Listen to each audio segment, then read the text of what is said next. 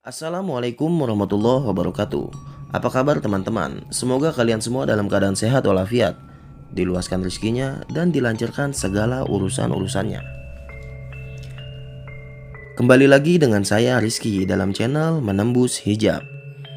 Pada malam hari ini, saya akan membawakan sebuah kisah yang ditulis oleh akun Twitter yang bernama @siskanoviu. Untuk kisah yang berjudul Santet Bayi Bajang. Sebelum masuk ke ceritanya, mari dukung channel ini dengan cara like, komen, dan subscribe agar kami lebih semangat membawakan cerita-cerita misteri berikutnya. Dan jangan lupa nyalakan tombol lonceng notifikasinya agar kalian tidak ketinggalan cerita-cerita misteri dari kami. Dan ceritanya berawal dari sini.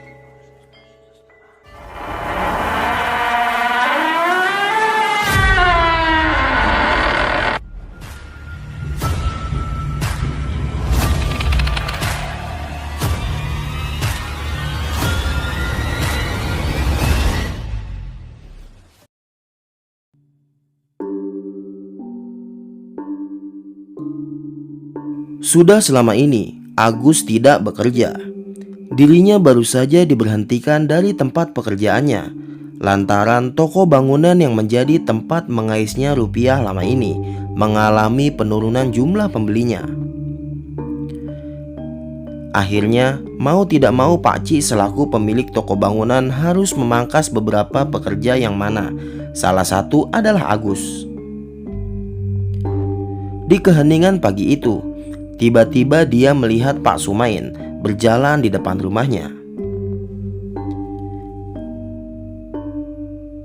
Tidak ada yang berani menyapanya di kampung lantaran Pak Sumain terkenal sebagai orang yang menyeramkan.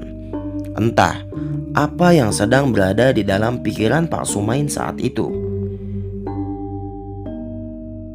Dirinya dikenal sebagai orang yang pendiam dan memiliki tatapan yang tajam kepada siapapun yang berani menatapnya.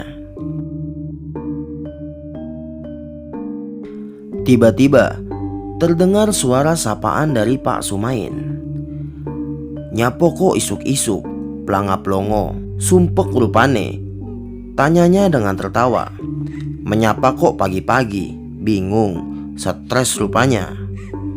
Agus yang setengah takut dan heran hanya bisa tersenyum berat kepada Pak Sumain. "Tidak Pak, hanya diam di luar sambil mengenakan badan." "Ya bingung juga sih, soalnya sudah berhenti bekerja." Agus hanya tersenyum dan menatap Pak Sumain yang tiba-tiba terdiam. Akhirnya, setelah Pak Sumain menatap tanpa sebab, akhirnya beliau tiba-tiba mengajak Agus untuk bekerja dengannya. Agus tidak berpikir panjang.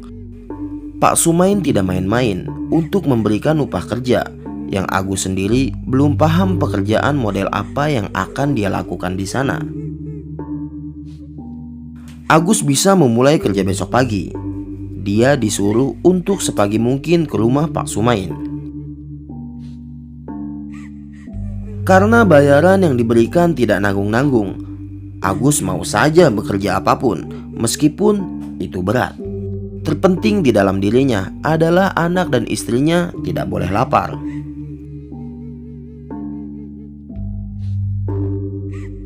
Dia heran, Pak Sumain tidak menyuruhnya apa-apa selain ke rumahnya membawa sebuah cangkul. Mungkin dirinya disuruh mencakul ladang atau disuruh membersihkan suket atau rumput di kebunnya. Pak Sumain terkenal memiliki kebun yang luas dan letaknya di mana-mana. Namun, rumor menyebutkan bahwa Pak Sumain bermain curang. Dikatakan bahwa Pak Sumain memiliki kebun yang banyak lantaran beliau memiliki ilmu santet yang cukup kuat, sehingga bisa dengan mudah menyantet pemilik tanah yang menjadi incarannya. Tak hanya itu, dirinya juga membeli murah harga tanah itu kepada si pemilik. Entah mengapa semua itu terjadi. Pernah suatu ketika, Pak Sumain mengincar kebun jeruk milik Pak Jaimo. Kebunnya memang sangat luas dan dikatakan Pak Jaimo adalah saingan dari Pak Sumain. Kebun jeruk milik Pak Jaimo saat itu pernah dibeli oleh Pak Sumain. Namun beliau menolak dan memilih untuk menjualnya kepada orang lain. Setelah kejadian itu, Pak Jaimo jatuh sakit dan kakinya lumpuh. Hingga beberapa bulan sakit parah, Pak Jaimo meninggal dunia. Sejak saat itu, kebun milik Pak Jaimo tidak bisa menghasilkan panen yang bagus. Dan juga orang yang memetik buah jeruk di sana akan jatuh sakit juga. Entahlah, Agus hanya mendengar kabar itu dari mulut ke mulut dan tidak menyaksikan sendiri apakah benar hal itu terjadi karena ulah Pak Sumain. Tiba-tiba Pak Sumain keluar dari sebuah kamar yang berada di pojok belakang dengan pakaian hitam rapi dan memakai belangkon di kepalanya. Pak Sumain membawa sesuatu di dalam kantong plastik. Entah apa isinya, Pak Sumain hanya komat kami tidak jelas. Agus yang menunggunya di ruang tamu hanya bisa melihat dengan keheranan tingkah Pak Sumain yang aneh. Tiba-tiba beliau menari, seperti menari layaknya menari janger. Beliau berkelak-kelok memancarkan aura kepuasan pada wajahnya. Kemudian setelah menari, dirinya berhenti di depan sebuah meja dan menyalakan dupa. Karena dupa yang dinyalakan begitu banyak hingga asap mengepul kemana-mana, Agus batuk tak berhenti dan masih belum mengerti apa yang dilakukan Pak Sumain dengan benda itu. Karena asap mengepul sangat banyak dan menutupi pandangan Agus kala itu, Agus hanya bisa menarik leher bajunya untuk menutupi hidung agar asap tak banyak dia hirup. Namun, saat asap sedikit demi sedikit hilang, tiba-tiba pandangan Agus mulai tertuju kepada sosok yang berada di sebelah Pak Sumain. Seakan tidak percaya dengan apa yang dilihatnya. Bukannya selesai, Agus merasa dirinya sedang berada di dalam sebuah tempat yang berbeda. Kemunculan sosok itu dibarengi dengan tawa lebar Pak Sumain ke arah Agus. Ingin rasanya saat itu dia kabur dari tempat itu, tetapi Agus melihat anak dan istrinya terjerat tali dan dijaga oleh sosok menyeramkan itu, yang tak lain adalah kedua sosok pocongan.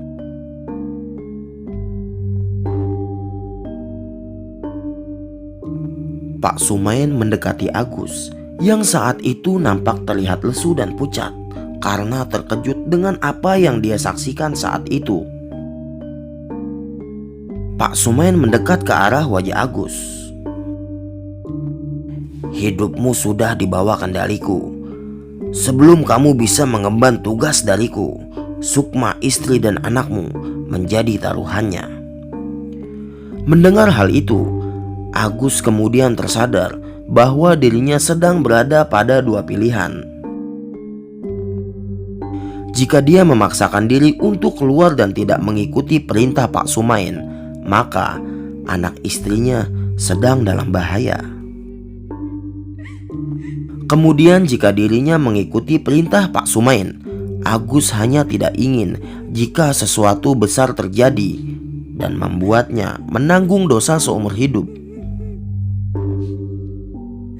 Dia pun berat hati menimbang pilihan itu. Masih belum mengerti tugas yang akan dilakukan Agus saat itu. Dia masih menunggu kejelasan dari Pak Sumain. Saat itu Pak Sumain memberikan bungkusan itu kepada Agus, seperti sebuah botol. Namun Agus tidak mengerti apa isinya. Entah, tiba-tiba Agus mencium bau anyir dan busuk yang menjadi satu. Dirinya kebingungan, apa isi dari bungkusan itu, mengapa bau sekali. Namun Pak Sumain tidak membolehkan Agus untuk membuka bungkusan itu sebelum tiba di tempatnya. "Pergilah ke barat sungai, kubur ini di hutan jati sana. Jangan mengeluarkan suara. Pegang dengan tanganmu dan kubur di dalam tanah. Selesai dikubur, air dari bungkusan ini disiram di atasnya. Agus hanya terheran-heran. Ternyata tugas yang diberikan Pak Sumain hanya untuk mengubur benda ini. Karena dirasa tidak terlalu berat, maka Agus menyanggupinya. Berangkatlah Agus saat itu ke tempat yang Pak Sumain katakan. Dengan berjalan dan menopang cangkul di pundaknya, Agus semakin penasaran apa isi dari bungkusan ini. Sepertinya terdapat sesuatu di dalam benda kaca tersebut. Karena penasaran tidak bisa ia hentikan, Agus mempercepat jalan kakinya. Hingga ia sampai di tempat yang dikatakan itu, hutan jati yang sepi sekali. Memang sedikit jauh dari kampung dan memang tidak terlihat siapapun yang berada di sana. Anjuran dari Pak Sumain tadi segera dia laksanakan. Dia sesegera mencari lokasi yang pas untuk mengubur benda tersebut. Akhirnya, setelah menemukan tempat yang cocok, Agus sesegera mungkin menggali tanah dan membuka isi bungkusan itu. Namun, apa yang terjadi? Agus meloncat karena terkejut sejadi-jadinya manakala dia melihat sebuah wajah bayi kecil yang organnya lumayan hancur sedang mengambang ke atas. Agus bernafas kembang-kempis dan tidak bisa mengatur pikirannya saat itu, antara bingung, takut, dan gemetar yang tak kunjung surut dari tangannya. Apa Pak Sumain telah berbuat yang tak pantas? Berselingkuh hingga menyuruh wanita itu mengaborsi bayi di dalam kandungannya? Agus hanya tertunduk bingung menyaksikan apa yang berada di depannya. Karena perasaan takut menyelimuti dirinya, tanpa pikir panjang, Agus memberanikan diri mengubur dan menyelesaikan tugas yang diamanahi oleh Pak Sumain. Setelah itu ia bergegas pergi ke sungai. Di sungai, Agus membersihkan kedua tangan dan kakinya. Dia juga mandi sebentar agar bau yang lengket itu hilang. Dia membasuh wajahnya dan memikirkan apa yang terjadi. Dia tidak habis pikir mengapa Pak Sumain menyuruhnya mengubur bayi itu di sana. Pikirnya semakin tidak karuan. Dia kemudian memutuskan berendam dan menenggelamkan seluruh tubuhnya ke dalam air sungai. Dia berharap keanehan itu dibawa oleh air yang segera hilang dari pikirannya.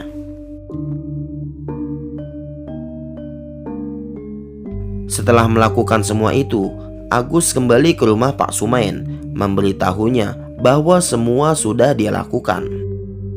Setelah itu Pak Sumain mengeluarkan amplop dari dalam lokernya dan memberikannya kepada Agus. Agus heran, apa yang di dalam amplop itu ternyata tak lain adalah uang yang nominalnya cukup banyak. Karena melihat uang sebanyak itu, Agus segera mencium tangan Pak Sumain dan mengucapkan terima kasih, kemudian pamit pulang. Di rumah istri dan anaknya senang sekali karena mendapat rezeki yang tak terbayangkan. Dia sampai membeli beras sebanyak 3 karung dan dibagikan kepada tetangganya dan siapapun yang tidak mampu. Hal itu dia lakukan sebagai wujud bersyukur karena Allah telah memberi keluarganya rezeki yang berlebih. Namun, dalam tatapan Agus kepada istrinya yang tertawa senang, dia sedang merenungi sesuatu.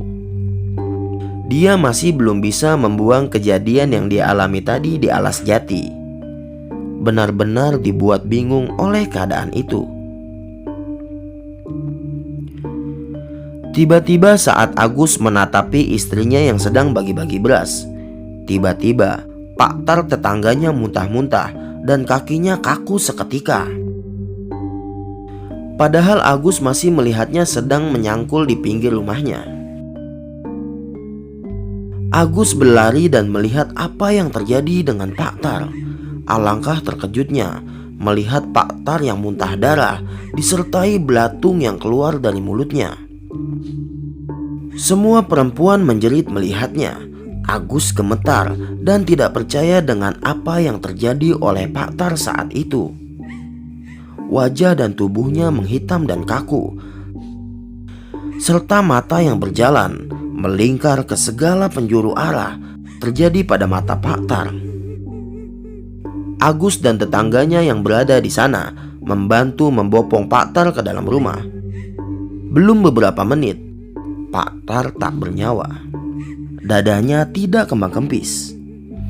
Agus menyaksikan sendiri tetangganya mati mendadak dengan kondisi yang aneh.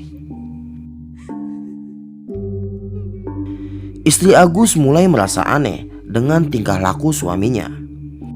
Sejak kematian Pak Tar yang misterius, terkadang Agus berbicara sendiri di dalam kamar. Maimunah, istri Agus, sempat mendengar bahwa Pak Tar meninggal seperti itu lantaran dirinya sempat beradu mulut soal kepemilikan kebun jati di barat sungai. Istrinya mulai curiga dengan Agus karena dirinya sering menjumpai suaminya ke rumah Pak Sumain.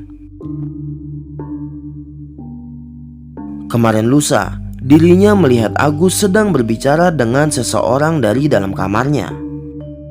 Maimunah semakin heran karena tidak ada siapapun di dalam rumah selain dirinya, Agus, dan anaknya. Penasaran, akhirnya dia pun mengintip dan melihat dengan siapakah suaminya berbicara. Alangkah terkejutnya saat melihat suaminya bukan berbicara dengan manusia, melainkan dua pocong yang berdiri di depan Agus dan berlumuran darah. Karena terkejut dan takut mengeluarkan suara, Maimunah menutup mulut dengan tangannya. Dirinya memilih menahan jeritanya dan bersuara dalam hati. Saat hendak melihat Agus kembali, alangkah terkejutnya Maimunah. Kedua pocong tersebut mengintip dan memperlihatkan sebelah mata mereka masing-masing. Hingga keesokan harinya, Agus berpamitan ke rumah Pak Sumain. Istrinya hanya mengangguk dan memperlihatkan senyum walau terpaksa. Maimunah berniat untuk mengikuti Agus dan ingin melihat apa yang dilakukan suaminya. Sejak suaminya bekerja dengan Pak Sumain, banyak warga yang tiba-tiba sakit dan meninggal dunia. Kecurigaan itu muncul sudah lama, sejak Pak Tar meninggal. Namun, Maimunah lebih memilih untuk menahannya, menunggu waktu yang pas untuk mencari jawaban semua ini. Saat itu, dia mencoba mengintip dari jendela rumah Pak Sumain. Tercengang dengan yang dilihatnya dari dalam rumah Pak Sumain. Suaminya dan Pak Sumain sedang menari tidak jelas dan masing-masing membawa dupa di tangannya. Semakin tidak mengerti dengan semua ini, Maimunah tetap memperhatikan sampai selesai. Hingga suaminya keluar, Maimunah berlari untuk menjauh dan sembunyi. Kemudian dia membuntuti suaminya. Saat membuntuti, dirinya heran mengapa Agus berjalan ke arah kebun dan membawa sebuah bungkusan aneh di tangannya. Namun masih belum puas dengan yang dilihatnya, Maimunah membuntuti Agus sampai selesai. Di saat suaminya sudah pergi, Maimunah mendekati tempat Agus mengubur sesuatu. Akhirnya dia mengambil sebatang kayu dan menggali pelan tanah itu. Lama sekali dia menggali karena dia hanya mengandalkan sebatang kayu. Hingga akhirnya dia melihat bulatan daging dari dalam tanah dan juga ari-ari yang setengah hancur berbalut tanah itu. Maimunah semakin takut dan tangannya mulai gemetar. Dia mencoba memegang dan membalik bulatan itu dengan kayu yang dia pakai untuk menggali. Bukan guyonan lagi, itu adalah sosok bayi. Ya, bayi bajang. Bayi yang mati sebelum masa kelahiran dan dipakai untuk ritual oleh Pak Sumen selama ini. Maimunah segera mengangkatnya dan menutupnya dengan kerudung yang dia pakai saat itu. Maimunah memindahkan dan menguburnya di kuburan umum. Setelah itu, Maimunah kembali ke rumah. Dari dalam rumah, terdengar suara Agus yang menjerit-jerit, kemudian tertawa.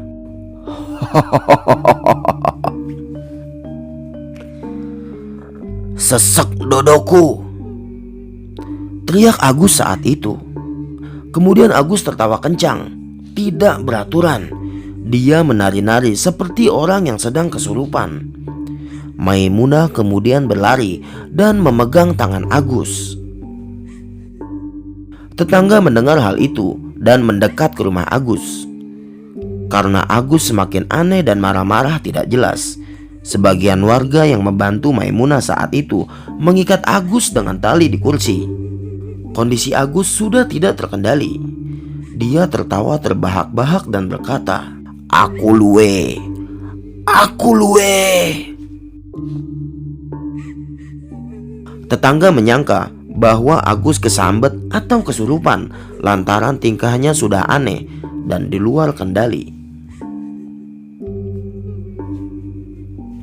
Akhirnya, salah satu di antara tetangganya memanggil orang pintar yang tinggal di ujung desa selatan. Pak Romo namanya. Pak Romo melihat Agus dengan tatapan yang tajam. Dia menggelengkan kepala dan mendekat ke arah Agus. "Rahayu, rahayu, rahayu," ucap Pak Romo. Agus yang tertawa dari tadi kemudian melotot dan melihat tajam ke arah Pak Romo. "Sopo koe?" Pak Romo berjalan memutari Agus saat itu dan memutarkan tasbih di jarinya. Setelah itu Agus berteriak kesakitan. "Manusia laknat!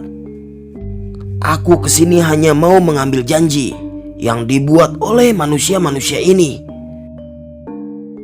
Kemudian Agus semakin aneh dan tubuhnya bergetar hebat.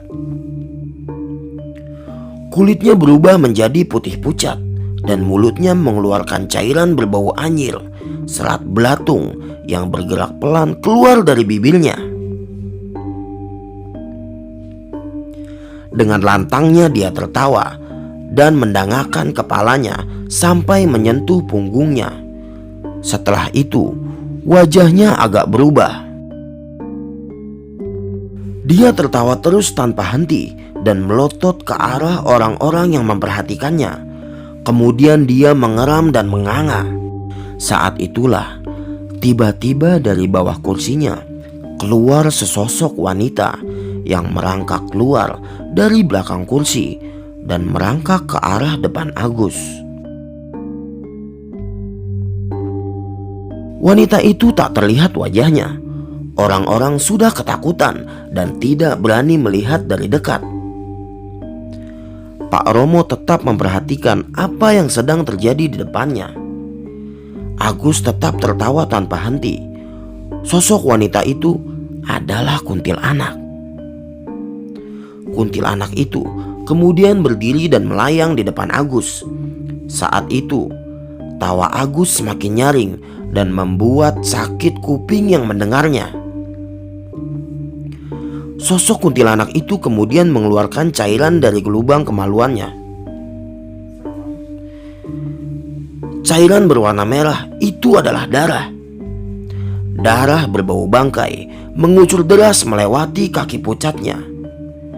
Tiba-tiba kuntilanak itu membungkuk dan tangannya mengambil sesuatu dari kemaluannya. Teriakan dari istri Agus, Maimunah, tak kuasa untuk ditahan. Dia menjerit ketakutan, di mana dia menyaksikan sendiri bahwa sosok wanita tersebut mengambil sebuah daging, yang mana itu adalah bayi.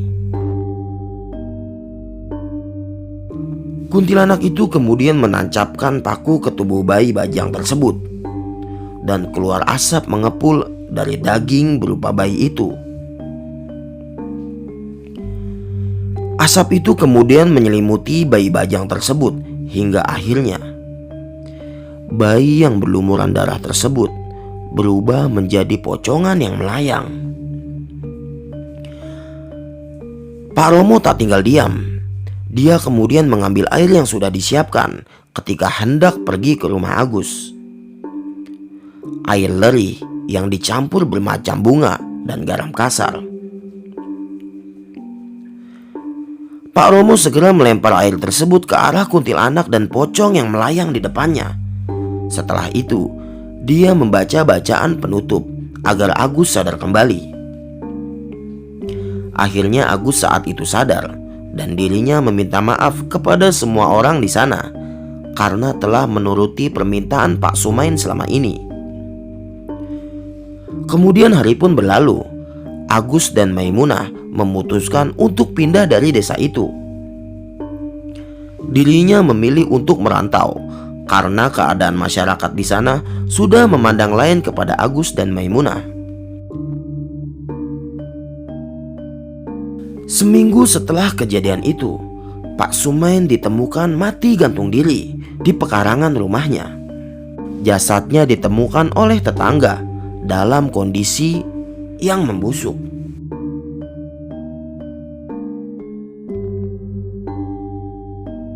Oke teman-teman, dan ini adalah kisah dari cerita ini. Bagaimana menurut kalian tentang cerita ini?